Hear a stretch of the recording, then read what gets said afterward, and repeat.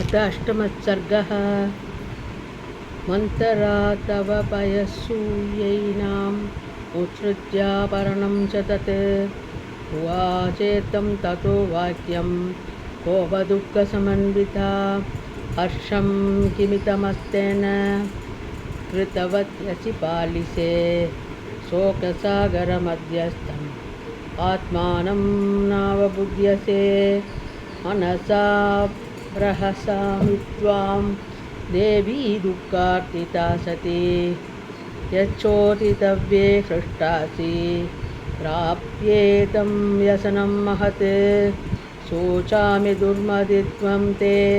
काहि प्रज्ञा प्रहर्षयेत् हरे सपत्नीपुत्रस्य वृद्धिं मृत्योरिवागतां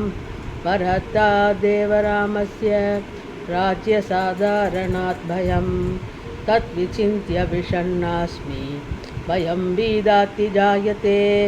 लक्ष्मणो हि महेश्वासो रामं सर्वात्मना गतः शत्रुघ्नश्चापि भरतं काकुत्स्थं लक्ष्मणो यथा प्रत्यासन्नक्रमेणापि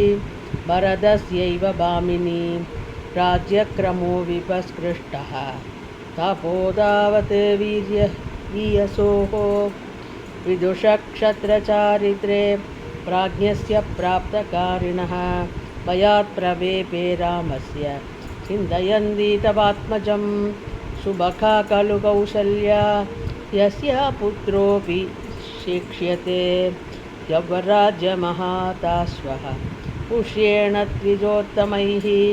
प्राप्तं वसुमतीं प्रीतितां तां हस्तद्विषम् उपस्थास्यसि कौसल्यां काशीवत्वं कृताञ्जलिः एवं च त्वं सहस्मापि तस्य प्रेष्या भविष्यति पुत्रश्च तव रामस्य प्रेष्यभावं गमिष्यति हृष्टा खलु भविष्यन्ति रामस्य परमास्त्रियः अप्रहृष्टा भविष्यन्ति स्नुषास्ते वरदक्षये तां दृष्ट्वा परमप्रीता ब्रुवन्ती मन्दरां तथा रामस्यैव गुणान् देवी कैकेयी प्रशंसः धर्मज्ञे कुरुभिर्धान्ताः कृतज्ञः सत्यवाक्शुचिः रामो राज्ञसुतो ज्येष्ठो यौवराज्यमतोऽपतिः भ्रातॄन् वृद्ध्यांश्च दीर्घायुः पितृवत् पालयिष्यति सन्तप्यसे कथं कुब्जे श्रुत्वा रामाभिषेचनं